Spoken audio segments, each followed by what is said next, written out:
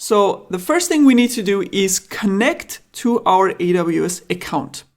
And in Terraform, whenever you want to connect to a technology and start using its API to create resources inside, to configure it, to add some stuff, etc., basically just interact with this technology, AWS, Jenkins, a database, whatever it may be, first thing you need is a provider.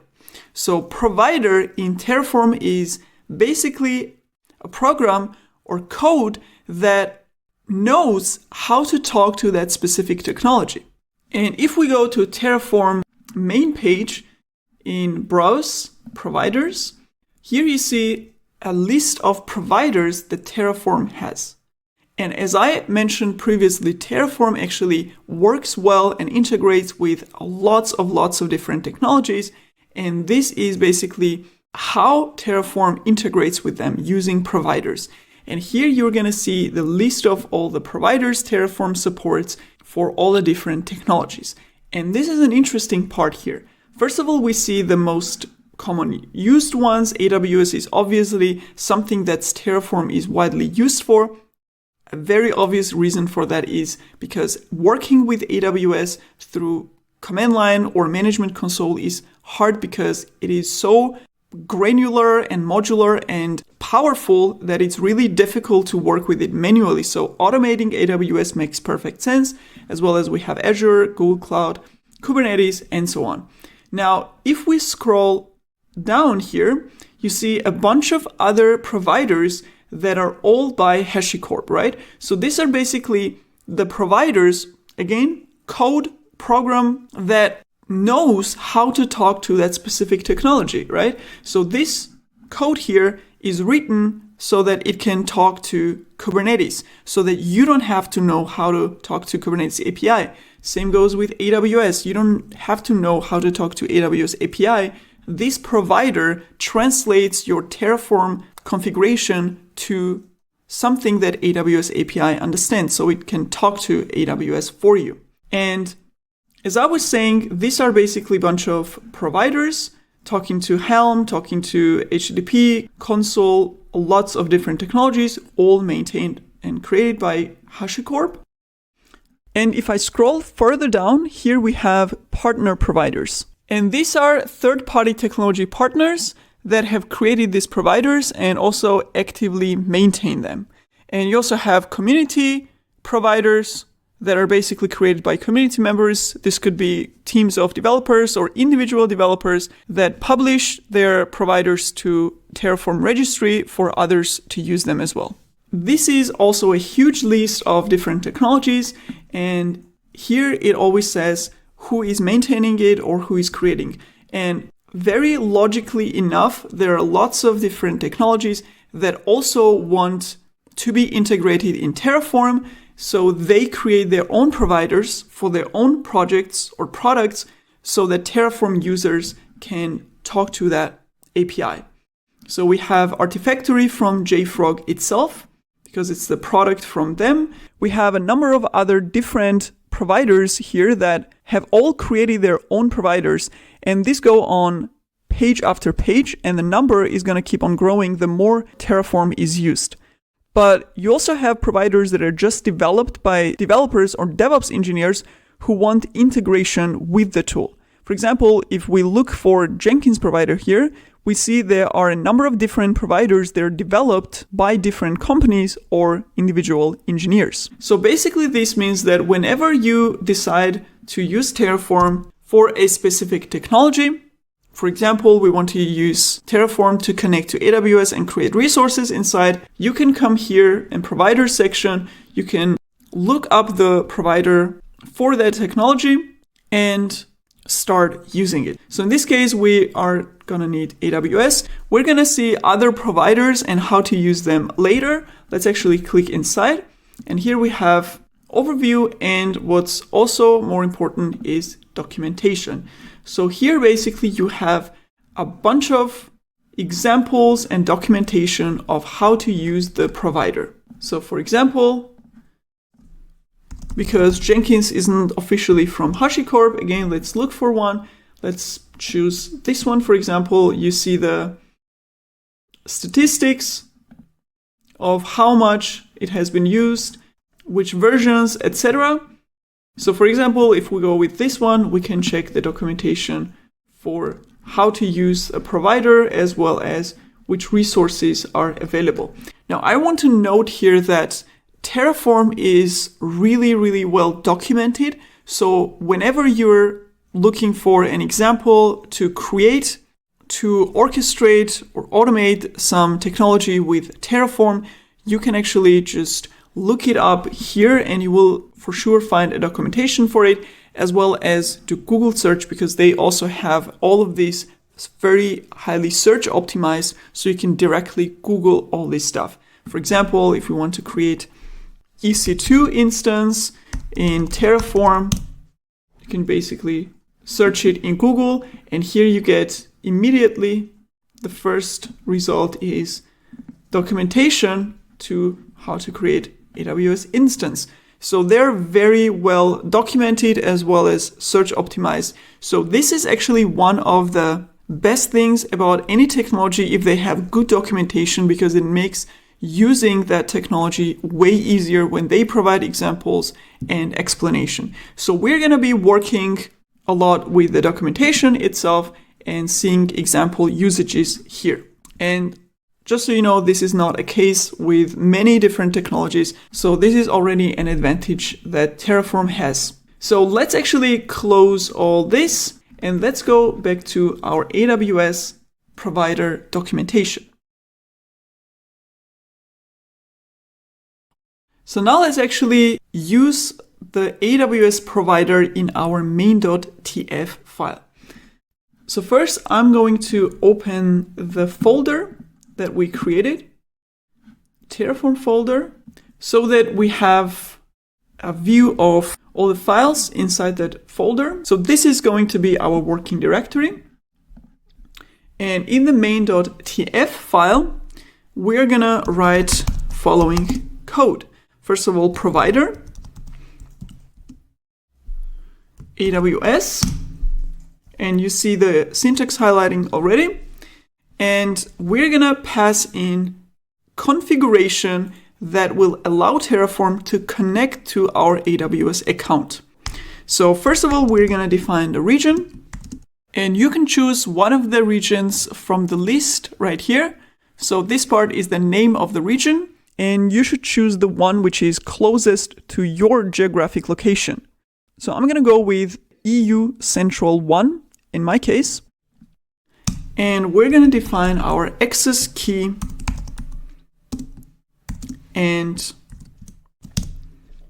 secret key right here. And we're going to hard code it for now. Later, I'm going to show you a best practice of how to actually set the credentials and not having them directly in the code, because Terraform, being an infrastructure as code tool, basically will be used and its files will be checked into a code repository like Git, for example, just like application code. So we don't want the sensitive data hard-coded in there. But for now, we're gonna write it directly here. And these are the access key and secret key of the admin user that we created in our AWS account. And you remember that we downloaded the credentials file for that user. And we have access key and secret key in that credentials file. So we can basically just copy it directly from here. So this is the access key and the secret key. So now using Terraform, we will connect to the AWS programmatically using our admin user with these credentials.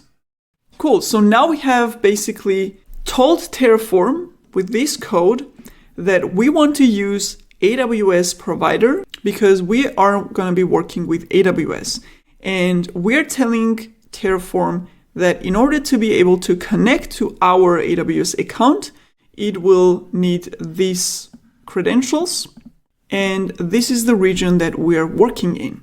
So know that AWS is the name of the provider, so it has to be AWS. And you may be wondering where I got these values from and how do I know what these attributes are called. Again, as I told you, you can find all this documented in here. For example, here we see the usage with credentials, access key, and secret key. So you can find the attribute names and all of this in the documentation. Now, as I told you, provider is basically a program. It's a code that knows how to talk to AWS. And when we install Terraform, it doesn't come with this code automatically. A simple reason is that because it has so many providers and you're just going to be using just a handful of them, right? You don't want your Terraform to have all of this included because it's just going to be a lot of wasted resources, right? You're going to need a lot of space, storage for all this code. So instead, it's actually modular. So you as a Terraform user decide, you know what, I want to work with AWS and Kubernetes and maybe Jenkins. So I'm going to install these 3 providers and I'm going to be working only with those 3. So that means that whenever we define a provider here, we need to install that code, right? Because it is currently not available locally, right? You can compare it to the dependencies in programming languages, right? We define dependency inside a build tools main build configuration file, and then we actually need to install that dependency by executing a command of that build tool, right? Like npm install, for example. So the same goes with Terraform. We just need to define which provider we want, and then we install that provider locally. Now, there's one more thing we need to do here. And if we take a look at the official AWS provider documentation, we have a syntax for any Terraform version above 0.13, where we define globally in the Terraform configuration which providers our Terraform project uses, as well as define the version number for each used provider. Now, this is not required because it will work without this code as well. However, it is a good practice to define this explicitly. And if I click on the Use Provider button here, it gives me the actual code with the specific version of that provider, which is always the latest version of that provider. And I can basically copy and use this configuration in my Terraform project. So I'll copy that part,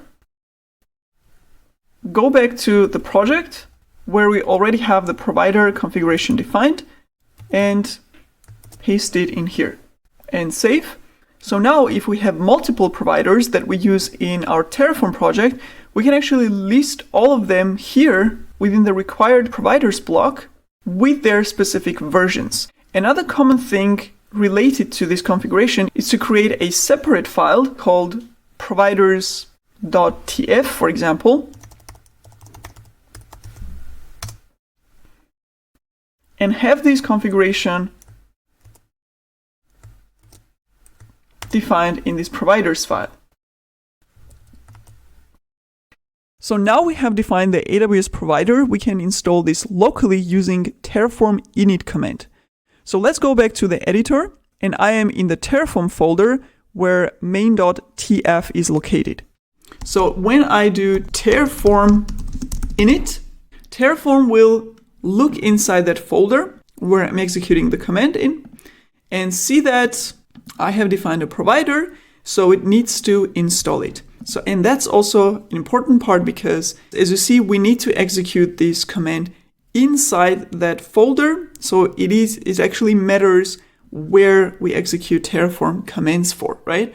For example, if you have multiple projects with multiple Terraform files, all separate from each other, then you have to go into the one that you want to execute the Terraform commands in.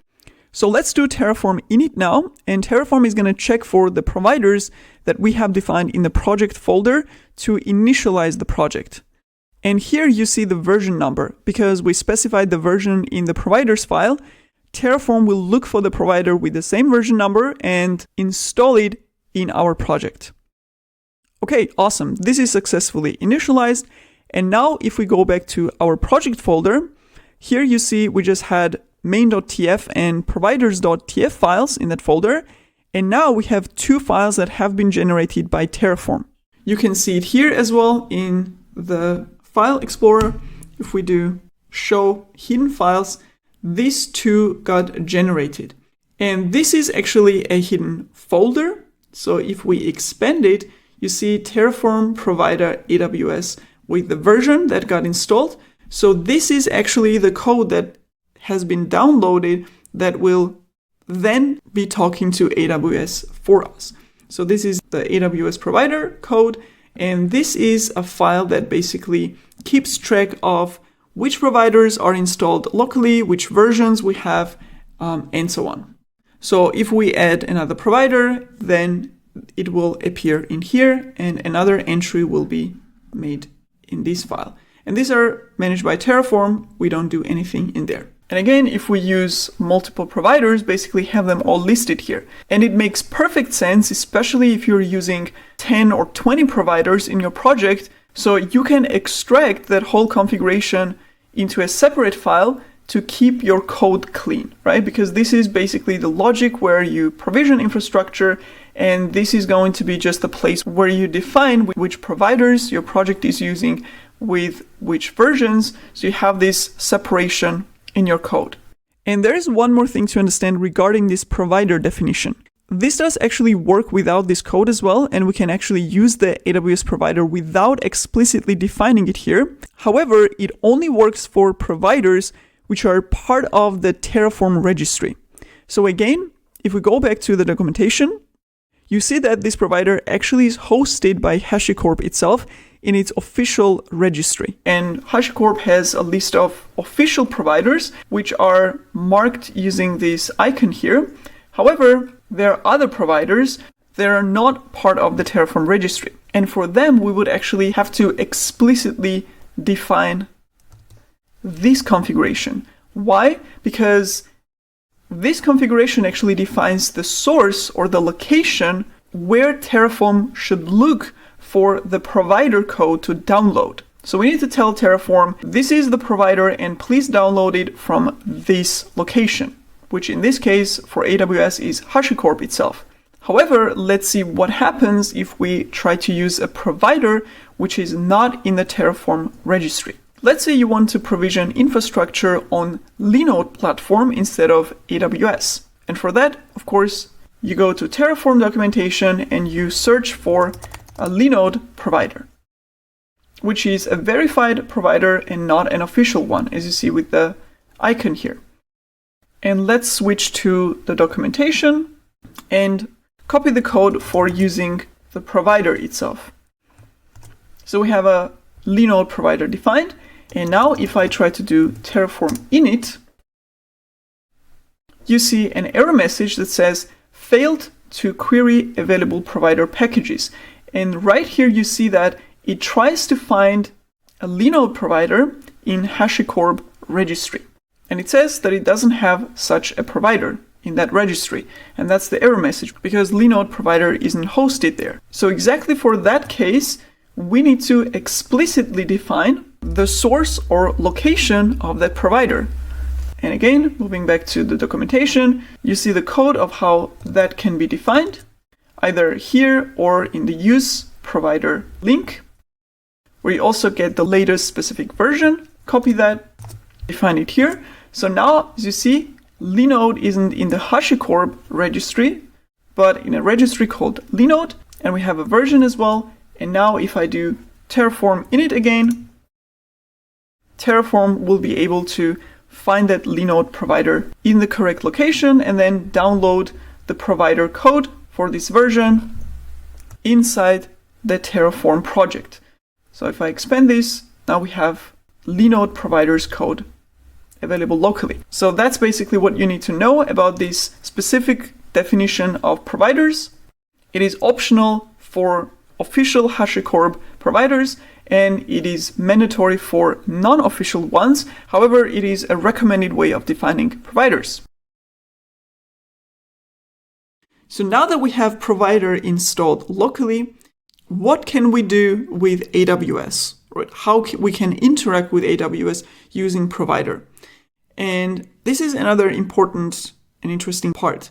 Provider actually gives us access to the entire whole API of AWS. So basically, whatever is possible to do with an API of a technology, provider is giving us that possibility. So if AWS exposes different services and resources in those services, then we can interact with all of them using the provider. So through AWS Provider, we actually now have access to every single service in AWS and the resources of those services. So we can do whatever we want in our AWS account. And if we go back to the documentation of provider, of AWS Provider in this case, here you see which resources of AWS are actually exposed and which resources we can work with as a list right here, right? So you have different services and different features. Here you see we have EC2, ECR, all of them listed here. And if I expand this, inside of this service, we have a bunch of resources. So basically we can do whatever we want for EC2 service.